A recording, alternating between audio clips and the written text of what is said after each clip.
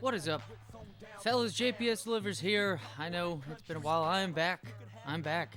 Can't say I'm going to be back necessarily consistently like I was before. Been quite a little bit more busy than usual, with actual work, because I sure as shit don't get paid from this stuff. But we're back with some Madden 2008. Hopefully y'all are Madden NFL 08. Hopefully y'all are having a good one so far. Going through all the end of season awards. I mean, London Fletcher, Jesus Christ. Ravens would definitely be a team that London Fletcher would beast on. Think of all the linebackers that they had. I mean, what was it? Channing Crowder. Fuck's that? Something broed out. I don't know. But of course, Ray Lewis, and then Tatupu on that one out of USC. Beast. Jonathan Vilma. Beast. But this is the team, the one team out of all these damn fantasy franchises we have that won the Super Bowl. Got things done. This team is just beastly. You got, of course, Michael Vick. He wins MVP of this season with 4 or 5 rushing touchdowns, as well as I think like 25 to 30 passing touchdowns. The dude is just, dude's a beast. Dude's a beast. And he's like the perfect guy to have for a video game quarterback. It's kind of a cheat code a little bit to have the scrambling quarterback, but hey, it is what it is. It's not like he started off as 99 overall, even though at the end of the season he's already 99 overall. But you see right there, our boy Adrian Peterson, who we're looking to possibly, get a nice step up from what was a pretty decent rookie year. Nothing compared to the rookie year he had in real life on the Vikings, but John Beeson gets Defensive Rookie of the Year after Adrian Peterson gets Rookie of the Year. But here we are in Week 1 facing Vince Young, Reggie Bush, Roy Williams. So they got that Vince Young, Roy Williams, UT, University of Texas connection. The real UT, not University of Tennessee. Let's get the fuck out of here with that shit. We got Roy Williams on this fucking year's team. It's going to be, obviously a division rival. First week of the season. Greg Olsen, a young Greg Olsen right there, having to switch up, I think, coming up. Nope, not having to whatsoever. But a solid offensive line led by, I believe, Mr. Hardwick, who was the center for the Chargers at this time. Kirk Morrison, Ty Law right there, an aging Ty Law. Pretty much Ty Law at this point is what Charles Woodson's starting to become for us. Where, the dude has great awareness and whatnot, but at the same time, with age comes, a lack of ability, let's just say that, to where, we're seeing Charles Woodson now with like 84 speed. Looking now with what our team looks like in the cornerbacks, we got Ike Taylor, a young Ike Taylor. We got a really young Darrell Revis, who was easily, statistically, the best cornerback on this team, and he's already 90 overall, rated the best cornerback for our team. And I think we also have a good Aaron Ross as well. But here we go, 3 and out to start off. I should have just ran the ball again right away. Starting to utilize Mr. Adrian Peterson, get a little bit of the pressure off of Mike Vick, as if Mike Vick gives a flying fuck about pressure. But this Buccaneers team came out firing Greg Olsen on what was just, if anybody was near him, that could have been picked off on this one. But right away, hey, what do you know? Vince Young was balling out for our Eagles in the NFL 09 fantasy franchise, and then bam, Roy Williams coming in with a nice catch. Hey, Vince Young to Roy Williams, we have them in the Eagles, and Jesus Christ, he ate all of Vince Wilfork, and that's enough to feed an entire village on that hit right there. Vince Wilfork at least made him pay for dealing with that, but here we go. Of course, what's a Michael Vick game without seeing him scramble off to the outside for a nice first down on that one. And then play action, Ben Watson wide open, but unfortunately they're going to count it as out of bounds. Didn't decide to challenge that play. I was just like, fuck it. And then this rookie wide receiver, Mr. Brock. I know for a decent amount of the players, when you're looking at like NFL draft on the offseason, that quite a bit of players that unfortunately you usually find yourself in the draft pool looking at scouts and whatnot. They usually be pretty damn non-durable, whatever the fuck the correct word is on that one. But Devin Hester, this might, we're talking about Adrian Peterson having a good sophomore year. Devin Hester should have a good sophomore year in regard to being on our team. Obviously, he wasn't a rookie last season, But the dude just right away is already, I mean, hey, to see Devin Hester catch the ball down the field on a 9 route like that, I'm digging it. I'm down with it. We're going to use him and his speed pretty much to the middle of the field quite a bit. We already got Randy Moss. We got Benjamin Watson. This team is fucking stacked. And it's not only that, but on offense, obviously with the best quarterback in football at this point, just fresh off of MVP season. But now we got Adrian Peterson, and this defense is low-key, probably rated better than this offense. Even though right here, going to fuck up big time. And that's going to be Mr. Marcus Washington, a beast at outside linebacker with that nice pick. And what was really a complete garbage fucking decision and throw on that one. And here we go, Charles Woodson just getting beat on the outside. Maybe it was more so another cornerback and Charles Woodson had to clean it up and stop it. But again, his leaping ability's going down. He's got 84 speed. Things are not looking all too bright. Hey, but at least they're not looking as bad as this kicker for this Buccaneers team.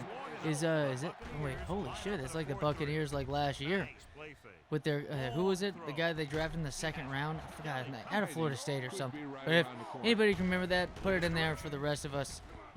Maybe the rest of us already know, and I just don't know shit. Who knows? Wouldn't be the first time, fellas. But here we go. Adrian Peterson running the outside.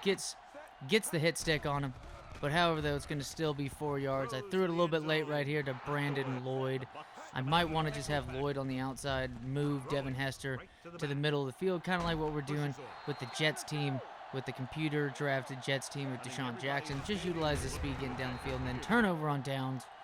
So, again, terrible, terrible coaching on my part, as we've seen in, like, Madden 2005, which that video will come up soon. In a couple days, hopefully tomorrow, or maybe the next day. We'll just have to see. This should be Thursday, Wednesday, or Thursday. I think it will be Wednesday to see this. And there we go, selecting the play. Nope, not bad editing whatsoever, because I finally had enough. And you know what?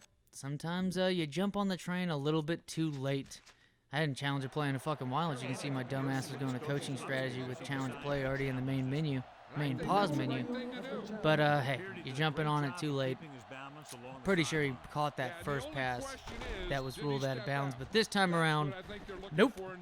Mr. Watson is technically out of bounds on this one. Hate to spoil it for y'all, even though it was only 3 seconds after watching this entire near useless clip now, and pretty much a useless fucking coach's challenge. However, it doesn't matter at this point, because fortunately enough, in the positive direction, nice little catch and scamper over there by Adrian Peterson.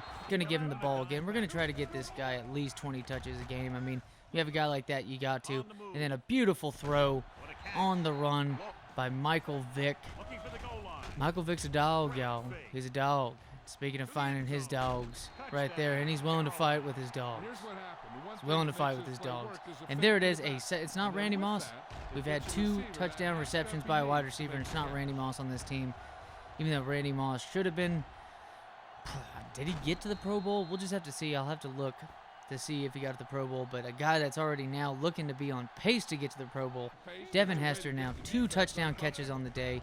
I mean, the dude is just beating the shit out of whoever is playing second fiddle to Ty Law, but also to beat the shit out of Roy Williams, just helping move the ball down the field. Vince Young hasn't been incredibly accurate this game, but this team's got skill. This team has definitely got speed, not only at the quarterback position, but one of the fastest players and quickest players and most agile players to ever play football, Reggie Bush. Unfortunately, I forgot who the Eagles, was it Lito Shepard? Who the fuck was it on the Eagles that lit his ass up?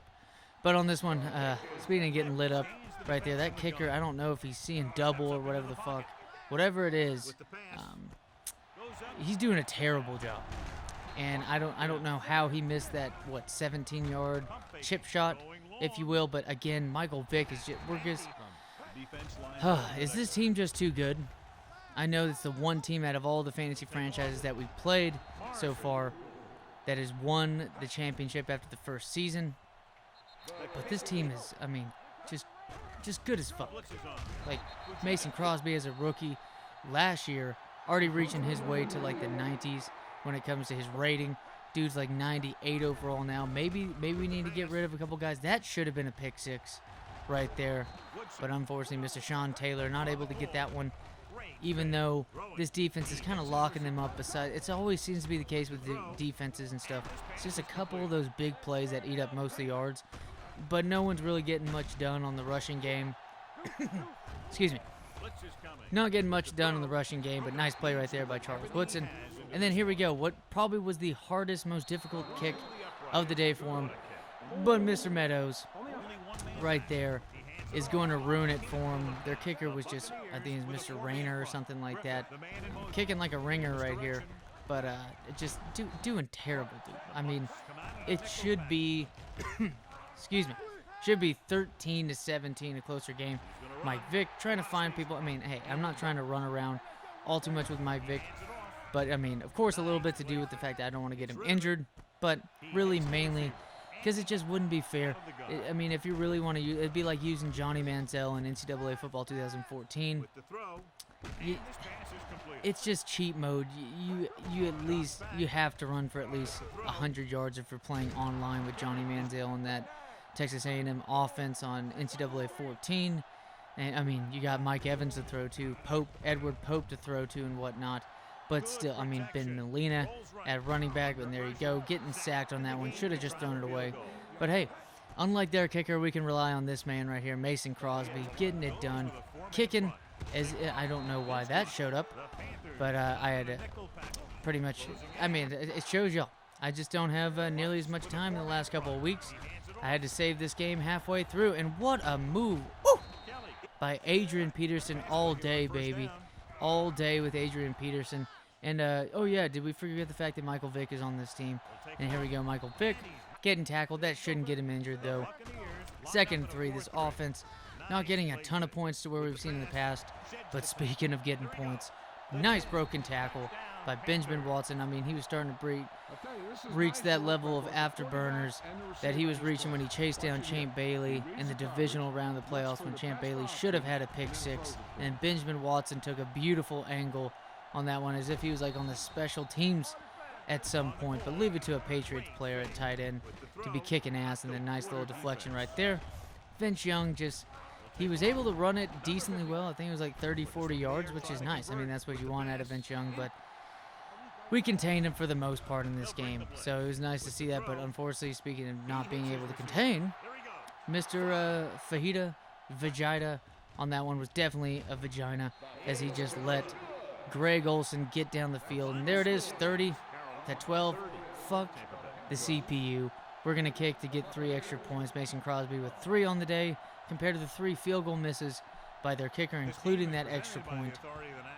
Nice win, continuing the streak from last year. 17-2 team this Buccaneers team is. But oddly enough, too, we do have a game of the week, could be game of the year. Peyton Manning and the Chiefs in week 5. I believe they're 3-1.